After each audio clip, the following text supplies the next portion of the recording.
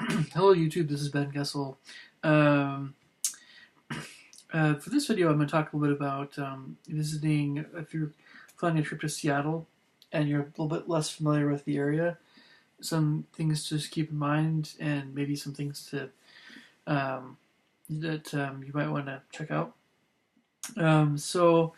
I'll maybe also include Tacoma with this video, and maybe a few other places too. So um, basically, um, the main places I think that have tend to have the most I would say interest for a lot of folks that are not from the Puget Sound area. The main places to check out really would be the whole Seattle Center complex, as well as Pike Place Market area, and we'll just say kind of downtown Seattle going into the International District. So those two places, those two areas, and then also to a certain extent, Woodland Park area, the University of Washington Botanical Gardens in the summer especially, um, and then also Alki Point, Green Lake. It's okay. That's more of a kind of a, if we're, well, this isn't quite as big of a deal. And then in Tacoma, Point Defiance Park, as well as the waterfront onto the downtown area. So basically, Ruston Way area. Um, and then the Puyallup Fair, nah, that's probably not a big deal. Uh, Things like the Puyallup Fair and Shannon Village, yeah, they're kind of so-so. Um, Anything else? I'm gonna get to all these different places here in just a sec. And then, but there's a lot of outdoorsy things in the nearby areas as well. Um, Say it's Marymore Parks, perhaps for sports, a little bit. So, and then Bellevue as well for just some nice kind of park areas. Um, Kind of jogging areas, that sort of thing. Downtown Bellevue, I should say, has Crossroads Mall and things.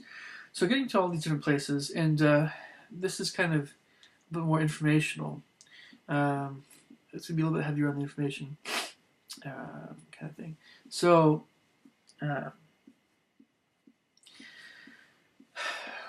first off with Seattle, the parking is atrocious. It's really bad. So it's not as bad as some cities, but I think personally it's not very fun. So if you are okay with getting up really early, well, it all depends on your accommodations, of course.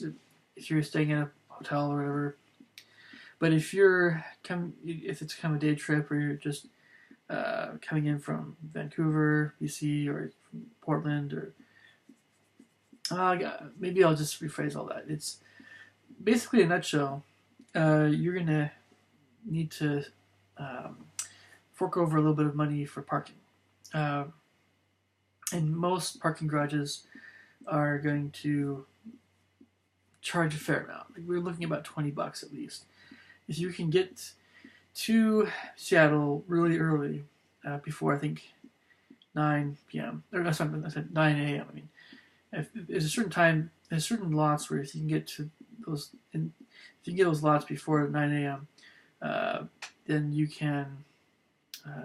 It's really cheap, but again, parking in Seattle is not fun. So that being said, though, the Pioneer, also let's start with Pioneer Square and the International District, the South area, SoDo area. I personally like the International District. I know a lot of folks are very critical of Seattle's Asian restaurants, that sort of thing, compared to San Francisco or Vancouver. But I think it's still really great. I mean, I personally like it a lot. They have great food and a lot of great shops in there. And I'm not too much of a snob when it comes to those things. I think it's great. It's just the main thing about the main thing about the international district is you want to make sure that you're not there past a certain time. That applies also to the Pioneer Square area, kind of. But definitely start heading home around 5. Or start leaving to a different area. 5:30. That's definitely the time to go home. And even want to go in big groups and things. The international district, I think, is fairly safe, but it's not the safest areas of Seattle. But I think it just all depends. Anyway, the Pioneer Square area has some nice shops and things getting into downtown Seattle, but that's where you're gonna have a lot of your bums hanging out and stuff too. And then, of course, if you're going to a Mariners game or Seahawks game, yeah, it's probably a little bit better than Pioneer Square. But anyway, so getting into the downtown area of Seattle, of course, it goes without saying this is one of the best things about Seattle. There's all the shopping areas, there's lots of nice places to go shop, and you just want to be careful. Of course, just like it's not quite like New York like that, but there's a fair amount of pedestrians, so you're gonna have some bums, but it's the safety numbers. Some of the bums are okay, but there's some crazy guys. Same thing with the waterfront. The waterfront, I think, in particular, has a lot of nutty folks. So the waterfront, I know, has been great for families, along with Pike Place Market. I think, though, that their safety numbers, just really keep an eye out for kids around. Like this is my least.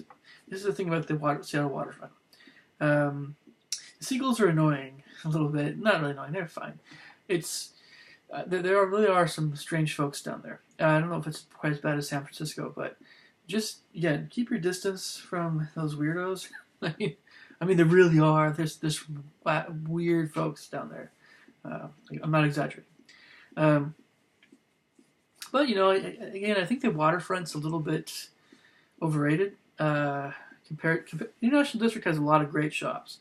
You're gonna spend a little bit probably, but they have Wajamaya's has really great Asian food and stuff, and all the restaurants and all the antique shops and everything. And personally, I think the International District, and plus they have museums and things. The waterfront is kind of ho-hum a little bit, and it has some okay things, but it's but it's okay. And Pioneer Square is also kind of like the waterfront. It's like it's okay. And then they have downtown shopping areas. Now getting into the Seattle Center, a little bit north in Belltown. This is probably the best place for families. And they just have everything right there. They have the Space Needle. They have the Science Center. They have a bunch of other. They have a big flight pavilion. It's really beautiful. They have a big eating area and fountains and then all the theaters and things around there. Of course, Benaroya Hall's in the downtown, but they also have a Car Hall in the Seattle Center and some other theaters there, performing arts theaters. And then I mentioned some other parks and things in Seattle. And Alki Point has kind of some scenic areas too. And there's a Woodland Park Zoo also. But those are the main draws of Seattle, I think. The Space Needle is kind of the big one. But there's some other things around the Space Needle that are pretty cool. I really think the Science Center is probably one of the top 3 attractions about Seattle in general. There's some other good parks and things. And Seattle's full of great parks and that whole area, Bellevue and things. Bellevue has a nice shopping area, downtown area. It really does. I mean, if you wanted kind of a nice contrast to Seattle shopping, it would be Bellevue. A few other tourist areas around the Puget Sound. Edmonds has kind of a nice little shopping area too. Edmonds is north of Seattle a little bit. And then I mentioned Tacoma. Tacoma also has kind kind of a revitalized downtown with the Museum of Art, Museum of Glass, and they have like a car museum. It's pretty cool. And then there's like the Wright Park in downtown Tacoma, plus the theater district. And then if you go kind of northwest along the shore, you get to Point Defiance Park, and they have a really nice zoo. Personally, I think it's a little bit bigger deal than the Woodland Park Zoo in Seattle, but they're both great. But I think the aquarium is, I think it's undergoing some construction right now, but the aquarium is kind of a big draw at Point Defiance Park. And then they have some other things actually in the park that are great too, like there's a Japanese tea garden, and it's a recreation of Fort Nisqually, kind of a old fort type area, historical kind of thing. And then they have I don't know, like go-karts in another place in the Point Defiance, and a marina, or not a marina. There's a ferry that goes back and forth from Vashon to Point Defiance, and then let's see, some other just kind of a lot of forest, a lot of running, walking areas, running areas, jogging, whatever. And then I think there's an annual kind of jogging, running thing called the Sound to Narrows, and that kind of centers around Basalt Park to Point Defiance Park in Tacoma every summer. That's kind of a big event. And then of course there's also out toward Southville, Puyallup. Actually, it's farther south. There's a kind of wilderness. I think it's called Northwest Trek. That's another kind of big thing. And then of course in Olympia there's Great Wolf Lodge. But those are some of the main kind of attractions in the local area. But again, the main hassle with Seattle is the parking, cost of parking, and the just some of the weird folks that are in certain areas. So let's see, anything else I should mention? There's a lot of very beautiful areas, particularly in Seattle. But if you are going to be in Seattle for a little bit, definitely check out Pike Place. It has a wide variety of different kinds of stores, and it's very colorful. It's a kind of an outdoor. Well, it's an older fashioned market kind of thing, or from like the turn of the century, that sort of thing, or at least early 1900s. And you have like the salmon being thrown around and that kind of thing. So fresh fish and a lot of stuff. And then of course, handcrafted things, and anyway, so hopefully this is going to give you guys some information if you ever want to come visit here. Things to do. All right, talk to you guys soon. Thanks.